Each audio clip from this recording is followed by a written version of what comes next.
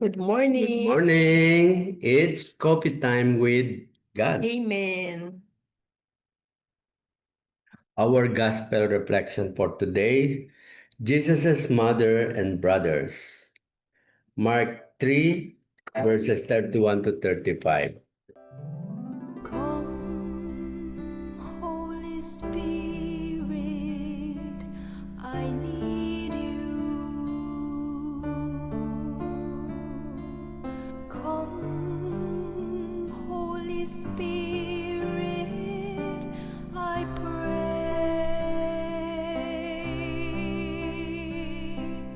Come with your strength and your power.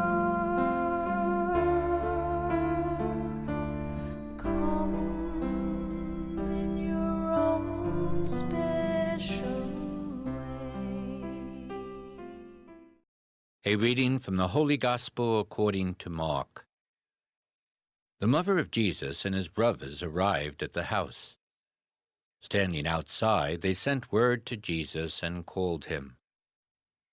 A crowd seated around him told him, "Your mother and your brothers and your sisters are outside asking for you."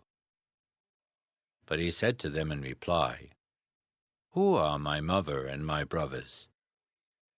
And looking around at those seated in the circle, he said, "Here are my mother and my brothers. For whoever does the will of God is my brother and sister and mother." The Gospel of the Lord. Whoever does the will of God is my brother and sister and my mother. Yan. So, dito pinakita na naman ni Lord, kakaiba na naman yung sagot niya. So, kaya magandang talagang maintindihan natin to kasi sabi nga nagkakaroon ng mga misinterpretations dito. Aside pa doon, ang isa pang ordinary or practical na nangyayari na ginagawa dito yung sinabi na your mother and your sisters are outside looking for you. So yan din yung gusto ko.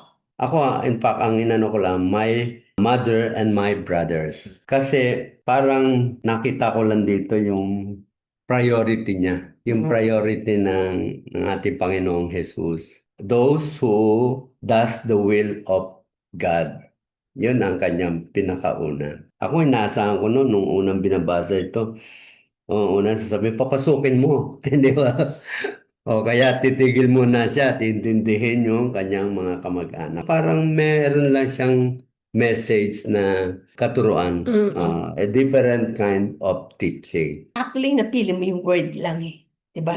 My brother and my sister. Ano yun? Di ba pag sinabing brother, parang inaano yung relationship. Yeah. Brother, I call you brother. Kunyari, hindi tayo magkapatid. Pag Mm. tinatawag kita sa community, di ba, ang tawag brother, sister. Ibig sabihin, may connect tayo.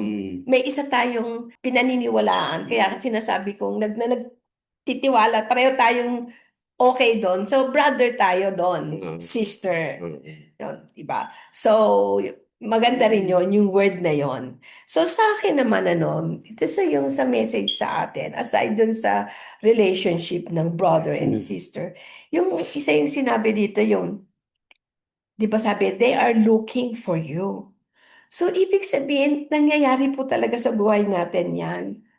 Yung ating mga magulang, no? Talagang mahal po talaga tayo ng mga magulang natin.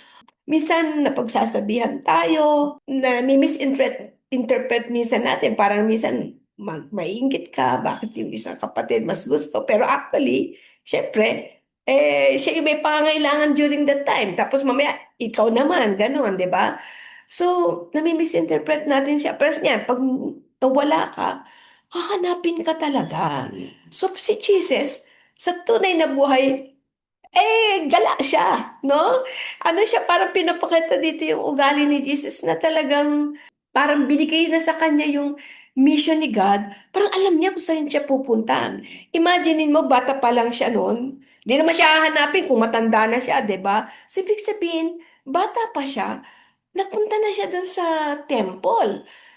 Siyempre, hindi mo naman maiisip yun. So, makikita mo na talagang si Jesus was really sent by God.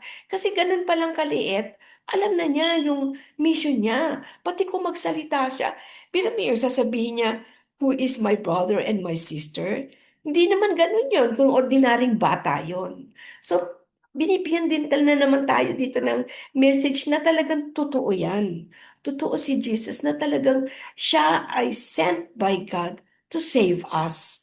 Kaya ganun yung pinapakitang niyang ugali dito na pwede siyang mawala, hinahinanap siya na kanyang magulang. And then, yung sinabi dito na si God, pantay-pantay ang tingin niya sa ating lahat. Basta sinusunod lang natin ang gusto niya. Kasi, ba't mo naman hindi susundin yung gusto ni God? God always wants the best for us. So, ano pang inaantay natin? Sundan na natin siya para maging brother and sister na rin tayo. Hindi lang, anak niya tayo. Amen. Okay. Sa ngayon, sa message na sa atin, parang sinasabi, make sure that yung iyong pamilya understands who are your other family. No? Ibig sabihin, hindi lang kayo ang family ko. Meron pa rin akong family. Ito yung tinatawag na family of God. Dapat maintindihan din ng ating pamilya. Because if we want to follow God, sabi niya, sino ang naniniwala sa kalooban ng Diyos ay aking ina, kapatid. So, priority natin, siyempre laging ang ating Panginoong Jesus. If He considers mas malawak na family niya, yun ang una nating family. Ang una sa kanya ay yung family na sinasabi niya na naniniwala sa aking ama. Yeah. The second is my family. Oo. Di ba? Hindi niya sinabi na papasukin mo, okay, titigil ako sa ginagawa ko and then I will go out and let them in. Kaya yung sinasabing family first. Oo. Family first after the family of God. Oo. Yun una. Kaya nga, ayan na, kaya magandang malinaw yan sa ating family because yung ating family, yun ang yun normal eh. Ayan, naririnig natin marami nagsasabi noon, unahin mo yung family mo. And I think, yan nga, gusto ko isama talaga sa natin yung family of God should be, pagkatapos mo ikasal, you build your own family. Ayan, binibuild mo yan. Kaya binibigyan mo ng focus yan.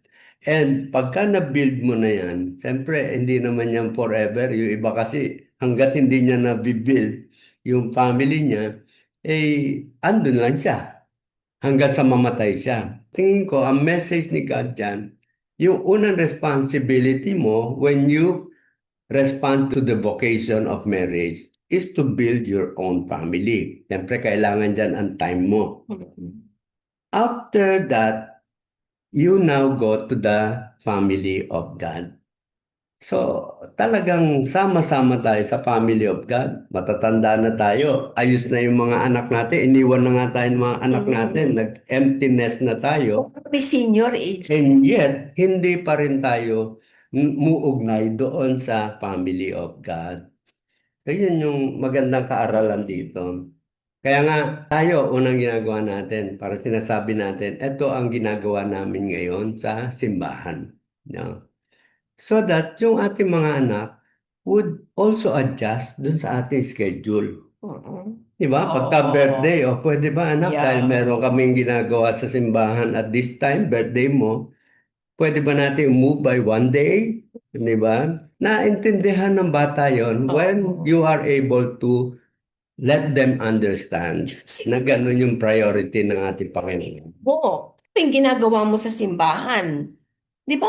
Kung pwede mo silang dalhin doon, para alam din nila kung ano yung ginagawa mo. Unless, of course, na pwede ka talagang umalis, pero kung talagang may responsibility ka din doon, no, maiintindihan nila kasi nandoon ka.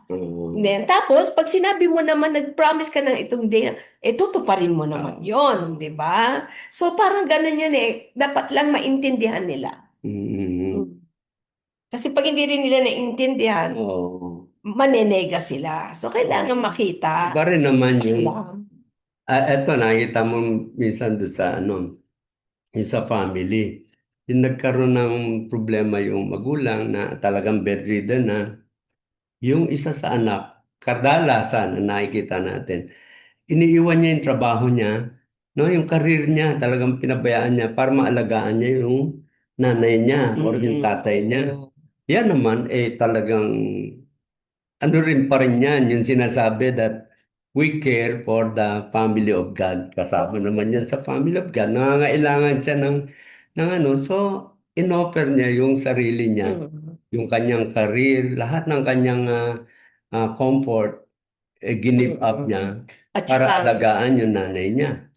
pag sinabi naman natin na dito muna kunyari kami may trabaho sa simbahan, ano, meron, yan talagang totoong kailangan nandun, ano, tapos merong activity sa family. Pero pag kunyari, hindi ka talaga pwedeng mas, kasi kunyari press mo, nagbabantay ka, hindi mo talaga pwedeng iiwan yun. Naiintindihan yun ni God. No, syempre alam ni Lord yun. Yung pa rin naman yun Oo. eh. Hindi yung pwede mo lang ipagpaliban sandali, no?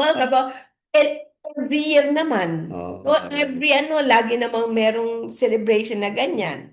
O, so, tapos may isang activity sa simbahan na talagang hindi na yun kunyari mauulit, yung parang ganyan.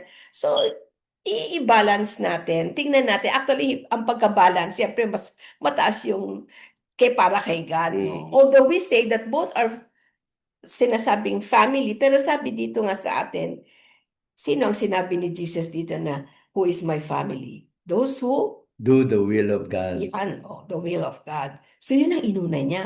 Kaysa doon sa nanay na naghahanap sa kanya. So siguro, pag nilayan talaga natin yan. Kasi medyo mahirap at pwede mo talagang i-ano yung tawag nito, i-defend. Kung talagang yung belief mo depende na si Lord ang hihipo sa Okay. atin by Yeah. God's grace. Okay, Amen. so see you again tomorrow in our coffee time with God.